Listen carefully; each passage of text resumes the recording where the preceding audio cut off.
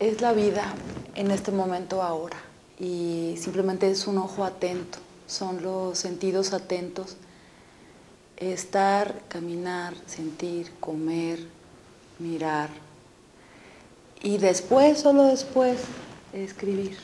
Es un pequeño momento de ausencia de vida para poder poner en esas letras todo lo que hay en el mundo. Sí, creo que eso es la poesía y para mí. La poesía es para mí la posibilidad de mutar. Cuando yo escribo puedo ser cualquier cosa y por eso me gusta escribir, porque soy libre, no hay en ese momento ninguna frontera que no pueda yo tener enfrente. Todo es una posibilidad y es una verdad y siempre hay este oxígeno que te llena. Puedo ser una roca, puedo ser un obrero, puedo ser una planta, el viento y el enojo también, puedo ser la rabia, la mierda, las flores, todo. Sí, la poesía.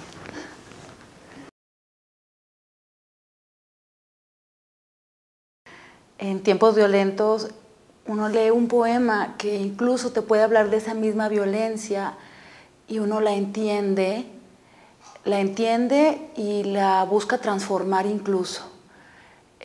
Hay momentos en los que un poema puede mantener a una persona que está a punto de tomar otra decisión y la transforma, le da un giro a su vida.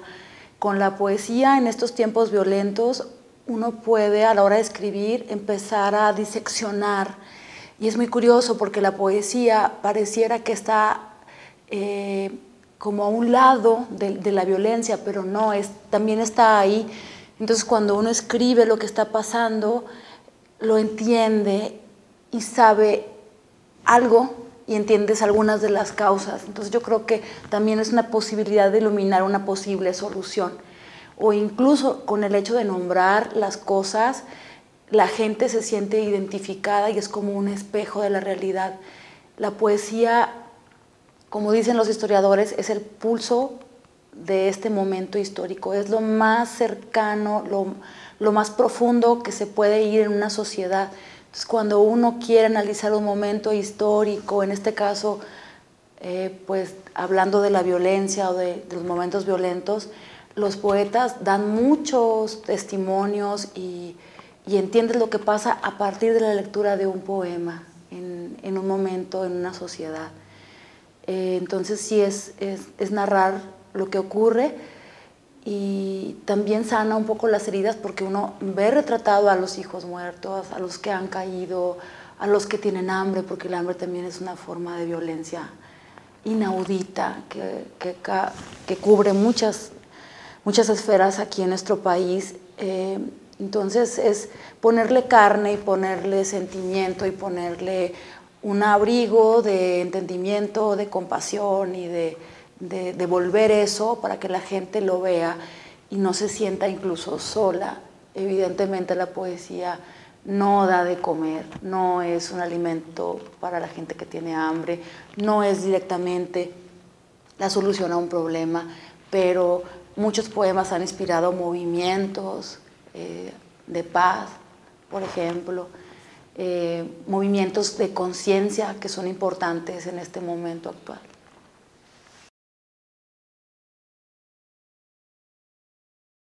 No nos podemos quedar callados, los poetas.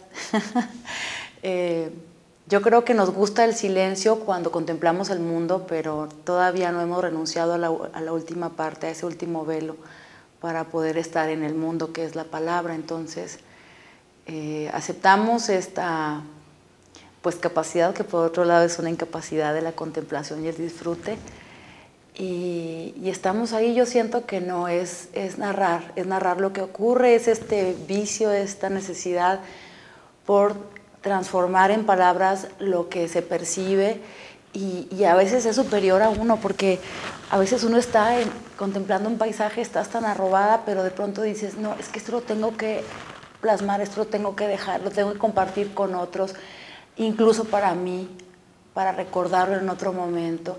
Y a mí me ha servido mucho la poesía para retratar momentos muy importantes en la vida, no solamente de mi familia o de esta comunidad, sino de la naturaleza, que para mí es el tema que nos envuelve, ¿no? Que nos envuelve y que nos custodia.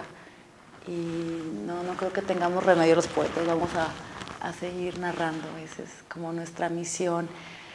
En muchas ocasiones yo sí siento como si yo solamente tocara lo que hay en el viento, o sea, que lo pescara, no es exactamente que sea yo. Y yo tengo esta necesidad de volcar lo que se me dicta o lo que se dicta o lo que hay en la naturaleza o en el momento. Entonces también es algo que no tiene que ver a veces ni con la voluntad. Cuando ya estás muy metida en el ejercicio de la literatura, es como un río o como un rayo que te atraviesa o como un golpe que tienes que vaciar.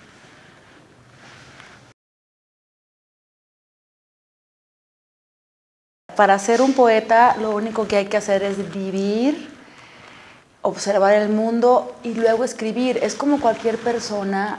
A mí me gusta mucho, hay un artista alemán que menciona que todas las personas somos creadores. En este caso estamos hablando de la poesía, pero lo único que se necesita es destinar un tiempo para poder anotar o para poder dar cuenta del paso por el mundo. Al final solamente son noticias de nuestro paso por el mundo. Y bueno, eso es lo que yo pienso que se necesita para ser un poeta, sentidos muy atentos. Sí creo que una gran capacidad de entendimiento del otro. Y en lo personal creo que sí es importante esta capacidad de mutar, no ser uno mismo todo el tiempo, porque eso es una prisión.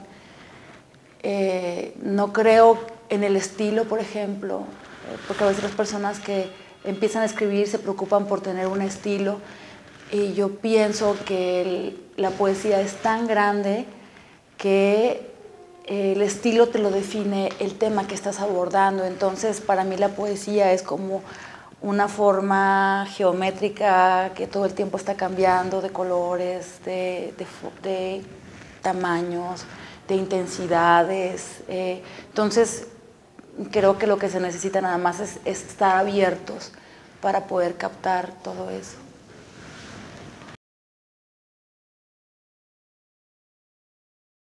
El desierto está en mi corazón, y Apuntes antes de tomar el último trago de agua es un poema que curiosamente interesó a un escritor de Tánger. Lo tradujeron al árabe.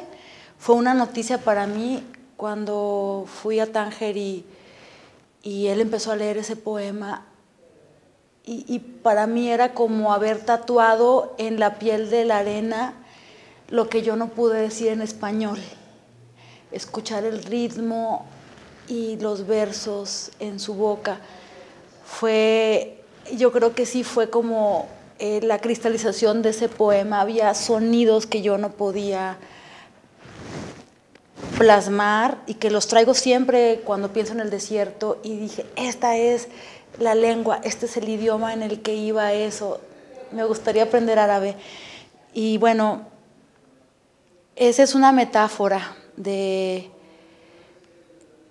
cómo el desierto a una la enceguece, la enamora. Sabes que ya no hay para adelante, pero no te puedes ir. El paisaje es tan majestuoso, aun y cuando no tengas agua, no te quieres ir. Sabes que va a pasar algo como lo que pasa en el desierto, que parece algo irreal, pero las águilas se llevan a los corderos volando, por ejemplo, a las chivas, y allá van en el cielo como paisajes imposibles. Entonces, estas escenas que ocurren a veces sin los ojos, sin la mirada humana, son revelaciones que que muestran esta complejidad y esta riqueza del desierto. Y estoy enamorada del sol a tal punto que cuando estaba niña yo lo miraba detenidamente hasta que lloraba. Y luego lo que queda cuando ya se apaga, que son como las cenizas de la noche y el frío. Y sí, creo que ese texto que escribí, que es breve, retrata mi fascinación por el desierto, porque pienso que es de fuego, que finalmente es el fuego que nos va a calcinar y es como aceptar incluso la posibilidad de quedarte muerta ahí.